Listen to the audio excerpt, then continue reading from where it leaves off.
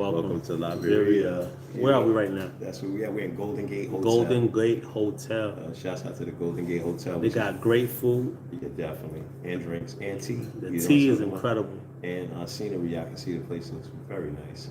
And currently we are right across from SKB Stadium, and they are holding their annual county meet, which is a big, huge football tournament between the counties in Liberia. So let me break down Liberia first a little bit, right? One, of course, we're in West Africa. We're in between Guinea, Ivory Coast, and Sierra Leone. The Mono River. And I don't even know which part hits Guinea, but I know Nimba touches Ivory Coast, and I know Maryland County, which are all counties a part of Liberia, touches Ivory Coast, and then I know that Cape Mount County touches, and is it Cape Mount or Bowman? Yes, Cape Mount. Cape Mount County touches Sierra Leone, and shouts out to Sierra Leone.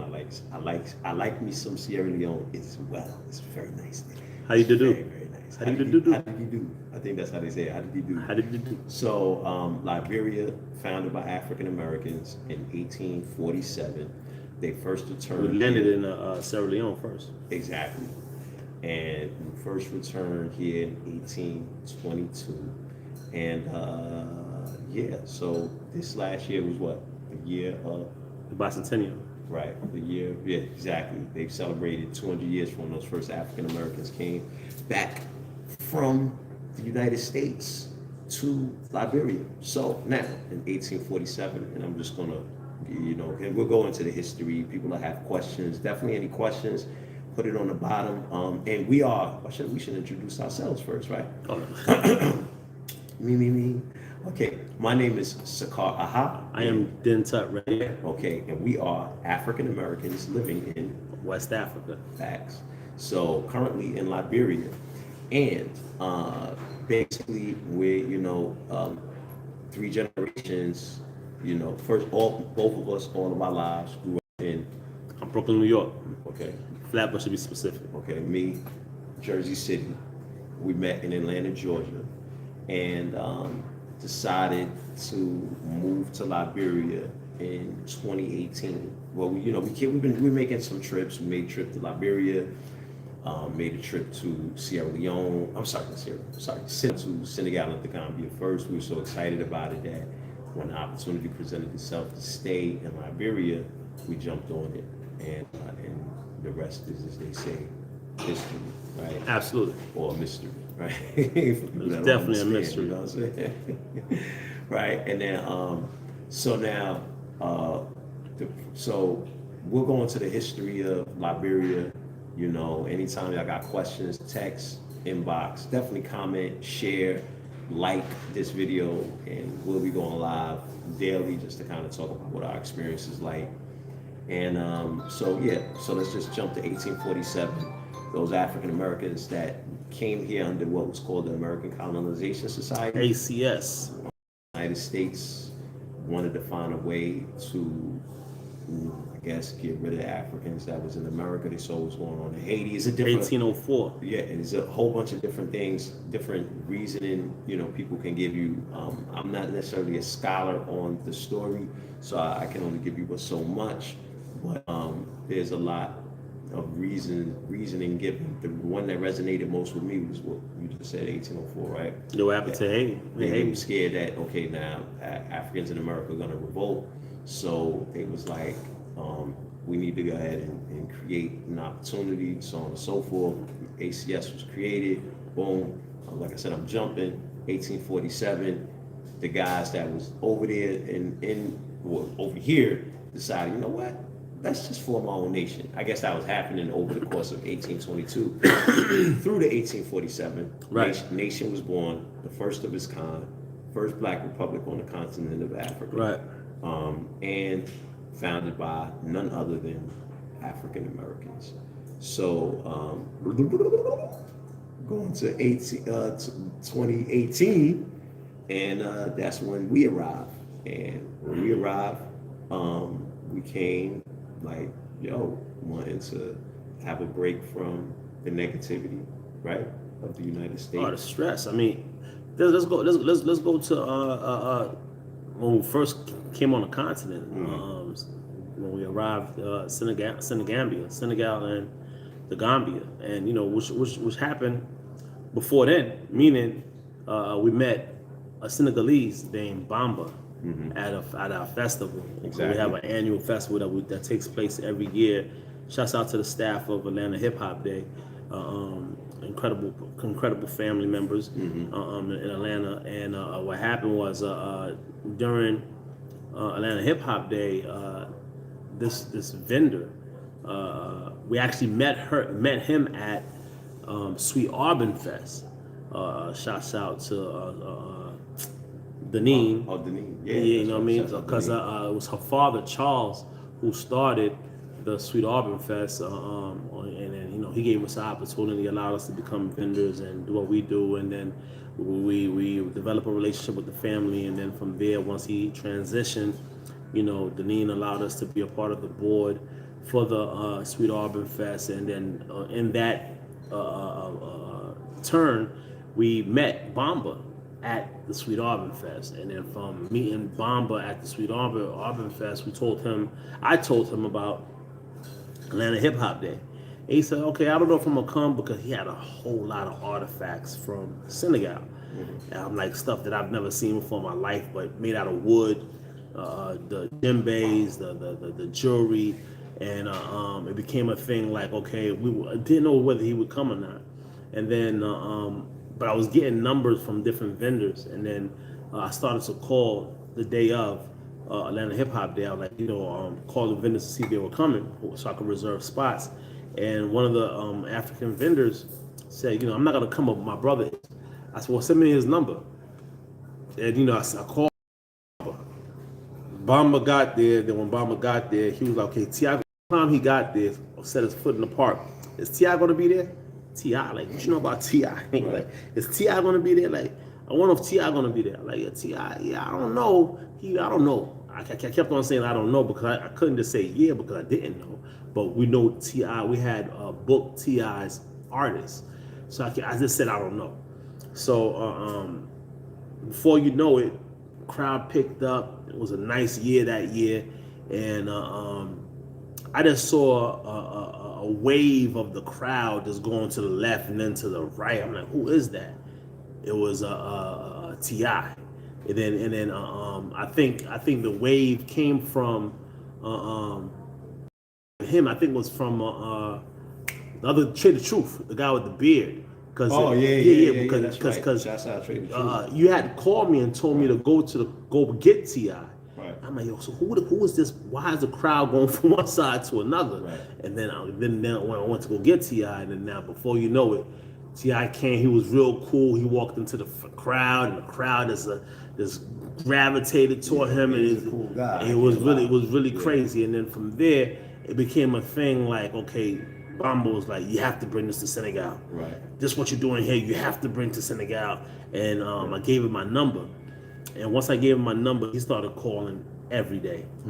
He called every day, and in turn, the attention that he was giving me, I had to pass that attention, or that, which is a call. Like, this guy wanted us to go there.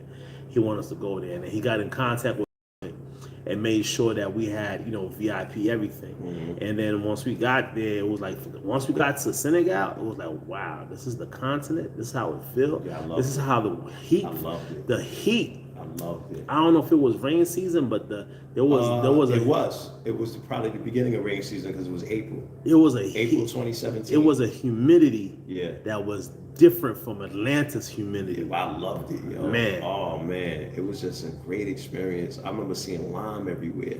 Right. There's mad lime and here, garlic. Lime and garlic everywhere. And it was like, okay, that of course that immediately hit my mind from Dr. Sabi, the different little things I learned from Dr. Sabi. Right. So I was like, oh, okay, this is interesting. What else? The highways were really elaborate, right? Right. I remember that the highways were really elaborate, like almost looking like Spaghetti Junction. Right. This is interesting. So Go ahead. So from there it was like we was venturing and just taking it all in, and then we went to Gorday Island, and I remember, I kept on saying to myself, Gorday Island? Right. Gorday? And then when we got there, I was like, man, this is not Gorday Island, man. This is Gory Island. This is Gory right here, because that's we true. started seeing jail cells where the slaves were, the dungeons where the slaves were, and then we saw the famous door of no return. So Carl was like, you know what? I'm about to take a picture coming through there. I'm saying, yo, that's dope. I'm right behind you. I'm with you on that one. And then he did the picture of himself coming through first. I should have made that. I wish I don't know you talk about that. I could have made that the screenshot for this. And then we took one walking through that door together, and then it just became a thing like, yo, we just defied that whole expression of the door of no return. As African Americans, we just defied that, you know what I'm saying? And I just remember how that felt like, yeah, we are coming through that door that you said we would never return through the door. Right. So we returned. So that was the mindset on that trip. Like for us it was like, you know, we just remove a statement that's been there for so many hundreds of years. Mm-hmm. Because I don't know how many people walk through that door. Right. You know what I'm saying? That's traveled to the continent, but we made sure we walked back through that door. Right. Because in the history books, it's known as the door of no return. Mm-hmm. So as African Americans, I implore y'all, whenever y'all do take those trips to those slave castles, that door, make sure y'all walk back in through that door to defy that statement. Back in the States, Right. I mean, we was on I think 2-month high off of that, you know, and then a chance came right again through the tribe to come to Liberia, and you know we had a contact with a Liberian, Lester Wehi, through his New Hope Foundation School, and then we would talk about how we would come and help the school and everything else, and that became an initiative. My God, excuse me. Yeah, sorry, I want to get him to put this on the internet too, so I can share. And so it became a situation where once that became our initiative, we was like, all right, cool, we're gonna try to help an African country, but we didn't know the narrative of the African country, you know what I'm saying? So now we here, we meet Lester, we make our runs to the school, it's beautiful, everything becomes a thing of. It becomes a thing like, okay, what happened? We went to the Ala Lagoon, which is our spot. That's our stop. That's officially our Starbucks. Definitely. Ala Lagoon Resort, y'all gonna love it too. Y'all gotta look that up, man. Just see some of the photos of it. Whenever y'all come, sits on a lagoon. Then you can come. see the ocean. You see a patch of the beach. Right. And you see the ocean, Atlantic Ocean. Right. It's beautiful. Right. So now we there, and as being there became a situation where we met this, this gentleman, and we started talking to him, and he just started letting us know the history of. Which gentleman was this? Professor Scott. Oh, okay. And then he just let us know, how rich the country was, and then now once he started telling us how rich the country was, everywhere we would go, we would ask the question about Liberia. Right. And everybody would just tell us more and more information about Liberia. They would just tell us, how Liberia was founded by African Americans, how it was founded by African Americans in 1821, and after 1821 it became a sovereign country, 1847, and then it's just like that was like, wow, mind blown. And then and then it became like mind blowing. Like, you serious? Like, African Americans founded. Bro, did we know that when we got here? Nah, we didn't know that, yo. We didn't know that. Bro, that's crazy, bro. Yeah. I didn't have a clue that African Americans founded a country. Like, to even saying it right now, after being here for 5 years, it's still mind blowing. Like, it's like surreal. Like, for real, like, and then it becomes a situation by having a country that is by having by having a country where we're able to say that we found it is so rich because it becomes like, when Obama became president. You know what I mean? Like Inspirational, inspirational. motivational. Oh man, it's like, it's better than a hero sandwich. I mean, on an empty stomach. You know what I'm saying? It's like, it's like, wow. Like, okay, we have something. We have a generational.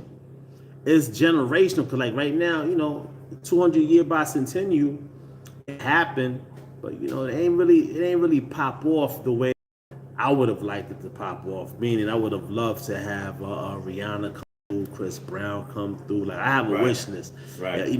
Brandy. Right. Like, I have a 50 wish Cent. list. 50, Diddy, Yeah. Jay-Z. Like, these are the guys that I would have loved to come through for the bicentennial because it would have been like 200 years of a place that was established by African Americans. And that's really heavy, you know what I'm saying? So Liberia is rich, Liberia is with a lot of potential.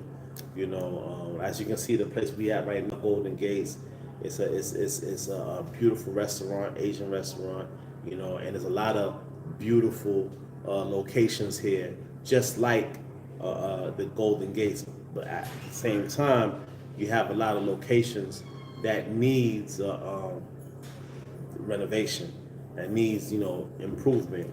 And whether you are an entrepreneur or not, you're able to come and see how you could get in and fit in that. No, that's a fact, man. That's a fact. And Liberia, man. So yeah, man, it's a very interesting, again, and there was a lot of issues, right, that took place with the African Americans that came here. That history is definitely, there are a lot of issues, right, and it wound up culminating into a war that took place, or a coup, right, that took place in 1979, right, and then that from that point there was the first indigenous president of the country, which was Samuel Doe. And then right now we have the first indigenous president democratically elected, and that is H.E. George Manny Weah. And so now it's a situation where that's why he said when they did the bicentennial, it was to a degree it was a success, because I do think a lot more Liberians in the diaspora came home. And definitely, if your first time watching, and it's our first time going live on this channel, but definitely subscribe, like the content, comment, ask questions. We'll get to it on the upcoming communications. Hit the notification button. Bling. Facts, right? So yeah. So what I was saying, George, the bicentennial. It was successful in bringing, because it was called the year of the diaspora return. So the goal was to bring back, Liberians in the diaspora. So we are Africans in the diaspora as African Americans, but most of us don't identify with that, because that term is not something that we're used to hearing. We're just used to hearing African American, black American, so on and so forth. But we are in the diaspora because genetically we are connected to the continent, and we've just been in America for whatever amount of generations that we've been in America. And so I think the bicentennial was a success when it comes to bringing back other Liberians, but they didn't really necessarily tap into African Americans. And the main thing though is that you don't really need to. There is a need, I would think, because of obviously we have a lot of resources, right? Both financially, connections, also, and we're influential. We set trends. So when people like see what's happening with Ghana, everybody's Ghana. Meek Mill's just there. Yeah, right. And then Kanye West is on his way. Right, Big Mensa, Chance the Rapper, and the list goes on and on and on and on when it comes to the people that are visiting Ghana and participating in the return to Ghana. Now, Liberia, even though there might not be any advertisement about coming here, it is a very easy transition for an African American because the law's already here. So there is no, whereas like right now the president has to do a lot of work in Ghana, right? And definitely, I think that's exciting that he's even doing that because of wanting to make sure that he establishes Ghana as a place for African Americans to return to, whereas Liberia doesn't necessarily have to do that work legislatively here because it's already set up for African Americans. It's an easy transition to become a citizen. Well, what does that mean exactly when you say that? I'm actually going into it, so like for one, let's start with citizenship. To become a citizen, it just takes you to be here for 3 years. After 3 years, you can go ahead and go into the court, do your oath of allegiance, you do your situation with the police department to show that you haven't been convicted of any crimes since you've been in Liberia. And now you can now become a Liberian citizen. So that's pretty simple, right? And it used to be easier than that, and that might even be able to change again because the law used to be that as a black person, as soon as you touch down on the ground, you immediately you could immediately apply for citizenship. Now they want you to be here for 3 years. Fine, that's not bad because certain countries is 5 years, certain countries is 10 years from what I'm learning, right? So that's pretty easy to go ahead and make happen. Land buying.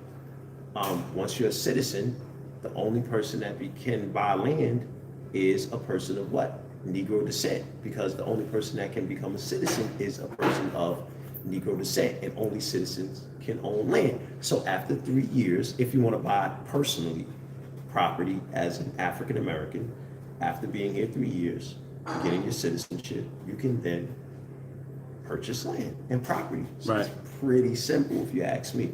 But you can also buy property through a business. Even businesses might even be even easier because once you open up your incorporation, LLC, foreign company, $900, company is open. Right. Yeah, of course you have to pay somebody to write your articles and stuff like that. I wouldn't recommend writing them on your own because you're not used to Liberian law, but I would say, hire somebody. You're in probably about 1,150, and we can assist with that. You guys can tap in if you need help getting your company established and things of that nature here in Liberia. We're always able to assist you with that. But so that's super easy, and then you can again buy land once the company is open. So and then the laws in Liberia are just like America, right? Because I think it might be a different one. It might be a different one, right? Because you don't see no content on that one, right? Mm-hmm. So yeah, it's two of them. So I don't know. Yeah, it's a different one. I'm pretty sure. But yeah, so it's 3 branches of government, just like the United States: executive, legislative, and judicial. So it's like a real super easy transition, if you ask me. Culturally, it's definitely like the U.S. Yes, there's 16 tribes here. I think that would be a big difference from. Actually, it's the same. No, I would say that'd be a big difference from Ghana. Oh, Ghana. Okay. And I haven't been to Ghana, so let's say Senegal. Okay. Because the biggest tribe in Senegal is Wolof. Wolof, yeah. Right? Yeah. So there's like this one dominant tribe there. I could be wrong. Y'all can correct me if so, but I think in Mali it would probably be the Mandingo, right? Right. I think they might, or the Dogon. Or true. And Ghana would be the Twi. Right? Is it Ashanti? Ashanti. Yeah. Well, I know Twi is the biggest language. Right. So if you did that here, that'd be kind of complicated. Even though there is a big tribe, there is the Pele, which is the biggest tribe, which genetically, Oprah Winfrey actually, what's the word for it? Is said to be, that's her tribe. Yeah, I gotta be finding too. I think she said it. She went through that whole, yeah, and they like opened up the envelope, and from what I was hearing, she thought she was gonna be Nigerian or something like that. Mm-hmm. She wound up being Liberian, but the tribe is Pele, and then of course Bassa. So those are the 2 biggest tribes, right? Pele and Bassa, right, are the 2 biggest tribes in Liberia. And a lot of people speak Bassa, I would say, and Pele.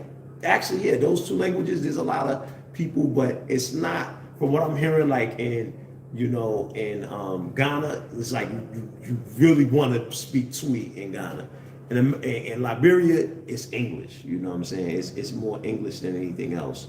You know, but yeah. So outside of that, you know, it's just like the U.S. So it's a pretty easy transition. It's definitely just like the U.S. though, and the reason why I say it's just like the U.S. meaning it's English speaking, and you know, there's a way of function, you know, because in Senegal it was more French, it was French, and then it's like more Islam than anything else, you know, where with the Islam, you know, you feel the Muslim daily different from what I'm accustomed to, even in Gambia, although Gambia is not as more Muslim based in the Gambia, but because it was founded by British, but you still feel the vibe was different. Great vibe, but you just feel like it was kind of different. But in Liberia, you feel the vibe like you in Atlanta. It has like an Atlanta feel. You know what I mean? Like, cause like it's totally different from New York or just have a South feel. You know what I mean? Just have a South feel to like, you know, the southern the southern hospitality or the love that you feel from the people. It just got a different vibe, a different feel.